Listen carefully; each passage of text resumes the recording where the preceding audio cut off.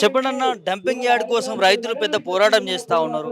ఎందుకు రాష్ట్ర ప్రభుత్వం కావచ్చు, అక్కడున్న అధికారులు కావచ్చు, ప్రజాప్రతినిధులు పట్టించుకోవట్లేదు? ఏం చెప్తారు? మాది నల్లవాలి గ్రామం అండి. పటాన్చెరు కాన్స్టిట్యున్సీ సంగారెడ్డి జిల్లా. మేము నల్లవాలి గ్రామస్తులం అందరం. మా మహిళలందరం ఎంత పెద్ద ఎత్తున ఇక్కడ రావడం జరిగిందో మీ అందరూ చూస్తూ ఉన్నారు.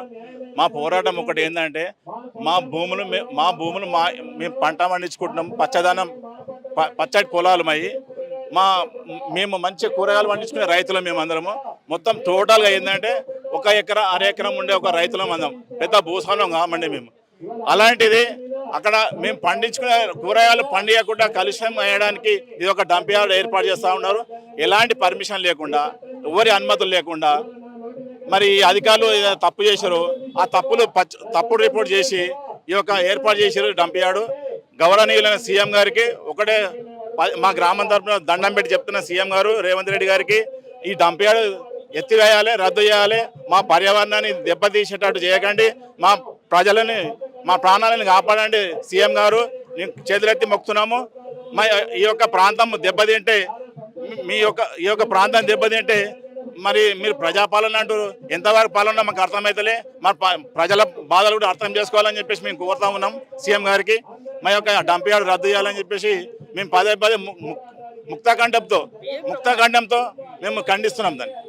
ప్రభుత్వం పర్యావరణాన్ని కాపాడుకోవాలి, కాలుష్యాన్ని తగ్గించుకోవాలని చెప్తున్నది. మరి ఇది మీ ప్రాంతంలో నల్లవల్లి కావచ్చు, ఆ సంగారెడ్డి జిల్లాకు సంబంధించి డంప్ యార్డ్ వల్ల చాలా కాలుష్యం అవుతున్నటువంటి పరిస్థితి. అక్కడ భూములకు సంబంధించి వ్యవసాయం చేసేటటువంటి భూములు కూడా ఖరాబ్ అవుతున్న పరిస్థితి, వ్యవసాయమే కోల్పోతున్న పరిస్థితి. మరి ఎట్లా చూస్తారు?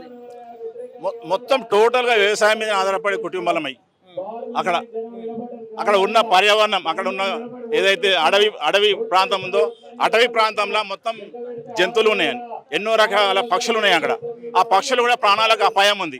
అక్కడ ఒక బుగ్గకుంట ఉన్నది. ఆ బుగ్గకుంట ఒకటి తూర్పు నుంచి పడమర దాని నీరు పోతుంటుంది. అది ఆ నీరు ఇప్పుడు చూస్తుంటే కూడా మంచి స్వచ్ఛమైన నీరు. అవి అక్కడ మా వెనకడి పెద్ద మనుషులు కూడా ఆ ప్రాంతానికి పోయి కట్టెలు నెత్తిమే ఎత్తుకొని వచ్చి అక్కడ నీళ్లు తాగేవాళ్ళు. అలాంటిది కూడా పొల్యూషమయ్యే అవకాశాలు ఉన్నాయి, కలుషితమయ్యే అవకాశాలు ఉన్నాయి. అందుకని అక్కడ ఉన్నటువంటి రాయరాచూరు, నర్సాపురం ఉంది. ఆ ప్రాంతం మొత్తం మున్సిపాలిటీ అయింది.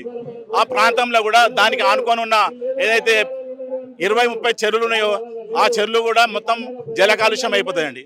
దానివల్ల ప్రజలకు కూడా నష్టం కలుగుతుంది.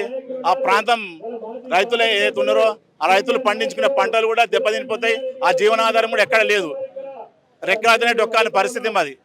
మరి అలాంటప్పుడు అక్కడ డంప్ యార్డ్ వేస్తే అక్కడ ప్రజలు ఏ విధంగా బతకగలుగుతారు చెప్పండి. అందుకనే గౌరవనీయులు పెద్దలు సీఎం గారికి దండం పెట్టి మొక్కుతున్నాము. అది రద్దు అయ్యేంత వరకు మా పోరాటం అవుతూనే ఉన్నది. మన ప్రాణాలు పోయినా సరే మేము దాన్ని కొనసాగిస్తూనే ఉంటాం. దాన్ని ఆపేంత వరకు ఉద్యమం చేస్తూ ఉంటాం.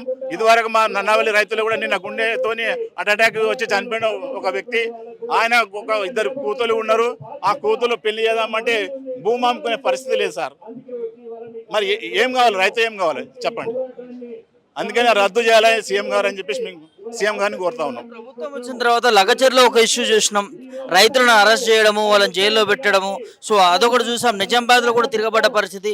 ఇప్పుడు సంగారెడ్డి మీ జిల్లాలో కూడా జరుగుతున్న పరిస్థితి. అంటే ఎట్లా ప్రభుత్వం ఈ రైతులను ఎందుకు ఈ విధంగా చేస్తూ ఉంది అనుకోవచ్చు? రైతులను ఏ విధంగా చేస్తున్నారు అనేది ఇప్పుడు అర్థమవుతుంది ప్రజలకు. ప్రజాపాలన విధంగానే ఉండాలి. మరి ప్రజాపాలన అని చెప్పేసి ప్రజాప్రయ సేకరణ లేకుండా, ప్రజలు అనుసరించకుండా ఈ డంప్ యార్డ్ వేయడం ఎంతవరకు కరెక్ట్ అని చెప్పేసి అధికారులను నిలదీస్తా ఉన్నాం మేము. ఇప్పుడు ప్రజాప్రయ సేకరణ ఉండాలి, గ్రామ పంచాయతీ తీర్మానం ఉండాలి, లోకల్ ఏమైనా ఇన్ఫర్మేషన్ ఉండాలి, అధికారులకు తెలవాలి. అధికారులు తెలియకుండా, లోకల్ తెలియకుండా ఎంతవరకు తీసుకొస్తా ఉన్నారు దీన్ని? మమ్మల్ని అర్ధరాత్రి మొత్తం గ్రామాలని, మండలాల నుంచి ఉన్న నాయకులు, మన గ్రామ నాయకులను ముఖ్యంగా ముందస్తు అరెస్ట్ చేశారు. 1000-1500 బెటాలియన్ దించి మరి ముందస్తు అరెస్ట్ ఎందుకోసం చేస్తూ ఉన్నారు? ఏం తప్పు లేదని చెప్పేసి ప్రజలకు వివరించి చెప్పి పని చేయాలి కదా. అట్లాంటప్పుడు మరి అట్లా తప్పు ఎందుకు చేస్తూ ఉన్నారని చెప్పేసి మేము అధికారులను అడుగుతా ఉన్నాం. ముఖ్యమంత్రి రైతు సంక్షేమ ప్రభుత్వం అది అంటా ఉన్నాడు. మరి మీ రైతులను ఎందుకు పట్టించుకుంటారు? మా రైతులను పట్టించుకున్నది ఇప్పుడు అర్థమవుతుంది. వరకు ప్రభుత్వానికి అర్థమవుతుంది ఏ విధంగా పట్టించుకుంటున్నది. పట్టించుకుంటూ ఈ విధంగా చేయడం ఎంతవరకు కరెక్ట్? గవర్నమెంట్ కానీ గవర్నమెంట్ యంత్రాంగాన్ని కానీ చెప్పండి సార్. మేము అందుకని ఒకటే ముక్తఖండంతో మేము చెప్తున్నాం, ఆ డంప్ యార్డ్ రద్దయ్యేంత వరకు మా పోరాటం ఆగదు. అది ఎంతవరకు అంటే అంతవరకు తెగిస్తానికి మేము అందరం రైతులం ఏకంగా ఉన్నాం. భారీ ఎత్తున ధర్నా చేస్తున్నాం. మాకు సిపిఎం వాళ్ళు కూడా మద్దతు ఇస్తూ ఉన్నారు. వాళ్ళ సమక్షంలో ఇక్కడ గవర్నమెంట్కి తెలియడానికి కోసం ఇక్కడ ఇందిరా పార్క్ రావడం జరిగింది. మరి ఇది కూడా మన అసెంబ్లీ కూడా మన సునీత లక్ష్మారెడ్డి కూడా అసెంబ్లీలో కూడా చర్చించింది డంప్ యార్డ్ విషయంలో.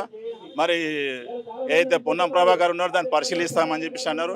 మరి ఎంతవరకు మాకు ఇంతవరకు ఏమి తెలియదు.